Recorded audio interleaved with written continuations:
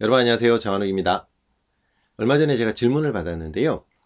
이 베이트릴에 드랙을 좀 잠그니까 여기에 나사산이 좀 많이 보인다. 이런 말씀이셨어요. 이렇게 나사산이 보여도 상관없나? 하고 말씀을 해주셨는데 이 부분에 대해서는 좀 궁금해 하실 분들이 좀 계실 것 같아요. 그래서 제가 이 부분에 대해서 간략하게 설명을 해 드리겠습니다. 릴을 가지고 설명해 드리겠습니다. 우선 이 릴을 보시면은요. 이렇게 드랙을 조이면 여기 핸들 축 있지 않습니까? 이제 축이 보이는 겁니다. 이 보이는 정도가 릴에 따라서 차이가 난다는 거죠. 좀 더 많이 보이는 게 있을 수도 있고 좀 적게 보이는 게 있을 수도 있습니다. 하지만 이렇게 축이 보이는 경우가 있고요. 또 한 경우는 이제 이런 경우입니다. 이거는 제가 조여 보겠습니다. 조여도 여기에 간격이 벌어지지가 않죠. 요 차이가 있는 겁니다. 이 차이가 어떻게 해서 발생하는지 또 계속해서 말씀드리겠습니다.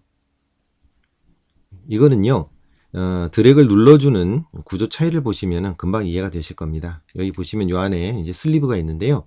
금속 와셔를 눌러서 드랙을 작동하게 하는 거거든요. 이 슬리브를 어떻게 누르느냐 하는 건데요. 이런 일 같은 경우는 이 드랙 노브 자체가 스타드랙이죠. 스타드랙 노브 자체가 이게 나사입니다. 그래서 조립할 때도 보면 이게 나사로 이렇게 들어가요. 그래서 이게 직접 이렇게 조이게 돼 있습니다. 그리고 이렇게 뭐 클리금이 나는 것도 있고 나지 않는 것도 있죠. 이걸 조이다 보니까 여기 보시면은요, 나사니까 당연히 이게 들어가죠. 그래서 얘가 조여지게 되면은, 조이게 되면은 나사니까 안으로 들어가고, 또 풀면은 또 빠져나오고, 뭐 이런 구조로 돼 있다는 겁니다. 이런 일은 좀 다릅니다. 여기에 있는 이 너트가 이 릴에 있는 이 스타드랙 역할을 하는 겁니다.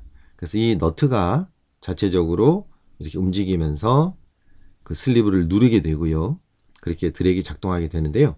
그러면 이 스타드랙 노브는 뭐냐? 여기에 나사가 있는 게 아니라 요 너트를 조여줬다가 풀어줬다 하는 겁니다. 이때 대부분의 릴들이 요 안에 스프링이 있어요. 그래서 요거를 조여주는 요 부분이 너트가 깊게 들어가건 아니면 얕게 있건 상관없이 항상 요 높이를 유지하게 되어 있습니다. 이 높이라는 건 뭐냐 하면은 핸들이 딱 조립되어 있는 그 정도 높이인 거죠. 그래서 얘 같은 경우는 드랙을 많이 조이든 적게 조이든 상관없이 항상 핸들 바로 밑에 이 스타드랙 노브가 위치해 있게 되는 겁니다. 자, 이제까지 구조를 보셨는데요.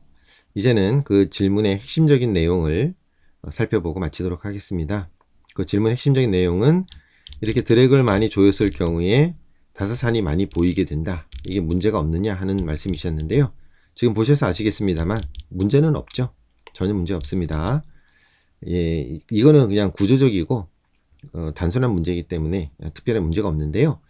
여기서 그럼에도 불구하고 한번은 살펴보셔야 될 건 뭐냐 하면 드랙을 많이 조였음에도 불구하고 터무니없이 그냥 쭉쭉쭉 드랙이 밀려나간다. 그럴 경우는 점검을 한번 해 보셔야 되는 거죠.